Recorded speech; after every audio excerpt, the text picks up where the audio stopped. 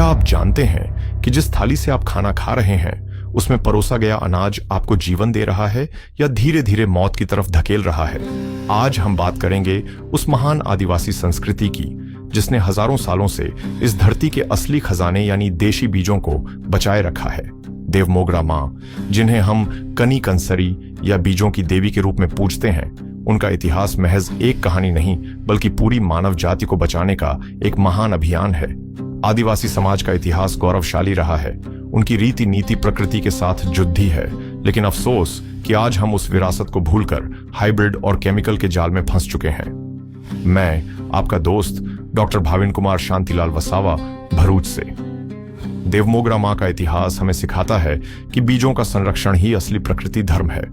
पुराने समय में हमारे पूर्वजों के पास ऐसे कुदरती बीज थे जिनसे मिलने वाली ताकत बेमिसाल थी। सोचिए, हमारे दादा परदादा 100-100 किलो का बोरा आसानी से उठा लेते थे, लेकिन आज की पीढ़ी 25 किलो में ही हाँफने लगती है। ये बदलाव क्यों आया? क्योंकि हमारा खाना बदल गया है। कुदरती बीजों में वह पोषण था जो हर बीमारी से लड़ने की शक्ति देता था। देशी बीज बिना किसी जहरीली दवा या ज्यादा पानी के हर मौसम में लड़ने की क्षमता रखते हैं। इनमें वह औषधीय गुण होते थे जो शरीर को फौलाद बना देते थे। लेकिन असली षड्यंत्र तो अब शुरू होता है। क्या आपको पता है कि आज बाजार में मिलने वाले 90% से ज्यादा बीज हाइब्रिड या जीएमओ हैं? बढ़ी बढ़ी कॉरपोरेट कंपनियां जो कभी युद्ध के लिए विस्फोटक बनाती थीं, आज हमारे खेतों को कंट्रोल कर रही हैं। यह हाइब्रिड बीज एक ऐसा चक्रव्यूह है जिसमें किसान को कर्जदार और आम आदमी को बीमार बनाया जा रहा है। ये बीज मिट्टी के सूक्ष्म जीवों को खत्म कर देते हैं, जिससे हमारी धरती बंजर होती जा रही है। हम सुंदर और चमकदार दिखने वाली सब्जियों के पीछे भाग रहे हैं, पर असल में वे सिर्फ जहर के गोले हैं। जो बीज खुद दोबारा नहीं उग सकता, वह आपको जीवन कैसे दे सकता है?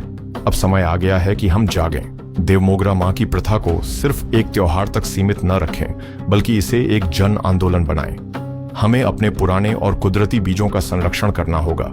अगर हमने आज इन देशी बीजों को नहीं बचाया तो अगली पीढ़ी को हम सिर्फ पैसा देंगे, असली अनाज नहीं। और याद रखिए, पैसा खाया नहीं जा सकता।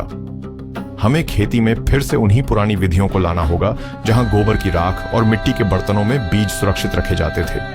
ये हमारी आस्था और धर्म होना चाहिए कि हम वही खाएं जो प्रकृति ने हमें दिया है, न कि वह जो किसी लैब में मुनाफे के लिए बनाया गया है। मैं आप सभी से अपील करता हूं कि इस गौरवशाली आदिवासी विरासत को बचाने में साथ दें। अपने खेत में कम से कम थोड़ी जगह देशी बीजों के लिए रखें और अपने परिवार को जहर मुक्त खाना दें। जो बीज को कंट्रोल करता है वही दुनिया को कंट्रोल करता है। क्या आप चाहते हैं कि आपका जीवन और आपकी सेहत किसी विदेशी कंपनी के हाथ में हो?